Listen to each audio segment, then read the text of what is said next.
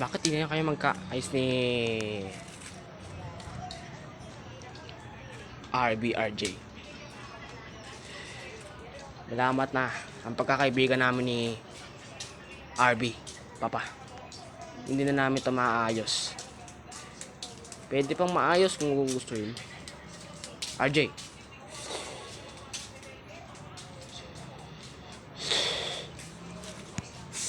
bakit hindi na lang kayo magkaayos ni RB? May lamat na ang pagkakaibigan namin ni RB, Papa. Kaya di na kami magkakaayos. Pwede kayo magkaayos kung gusto niyo. RJ, anong pinagsasasabi mo? Iwanan niyo muna kami.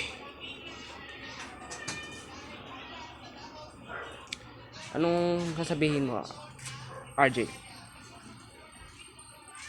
Totoo po ba na nakaya lang kayo ng ibang bansa para sa sarili nyo, hindi para sa amin ni nanay?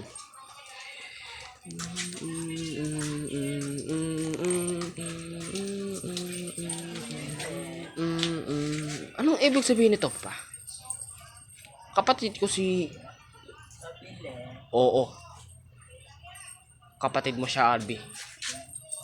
Kapatid mo si RJ. Di ako papayag. Di ako makakatanggap nito. Hindi kita tatanggapin kapatid kahit kailan. Dahil hindi naman kita kapatid. Papa, ano ibig sabihin nito? Kapatid mo siya. Kapatid mo siya. Hindi ko siya kapatid. Hindi ko siya kapatid. Hindi ko siya kapatid. Hindi ko siya matatanggap na kapatid kahit kailan. Kung kayo matatanggap nyo siya, bes ako hindi.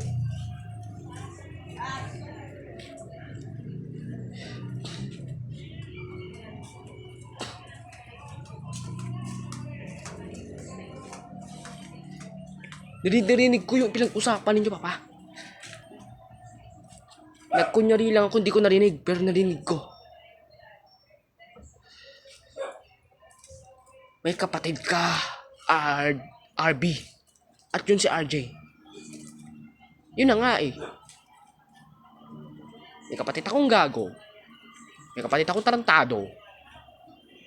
May kapatid akong swail. Bastos ka! Bastos ka! Huwag mong gaganyanin, kapatid! Huwag mong gaganyanin ang kapatid mo!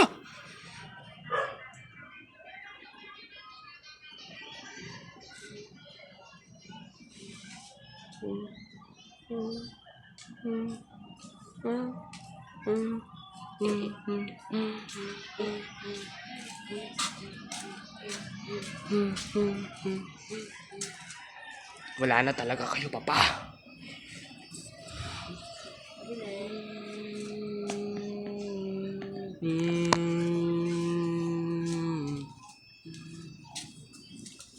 RB.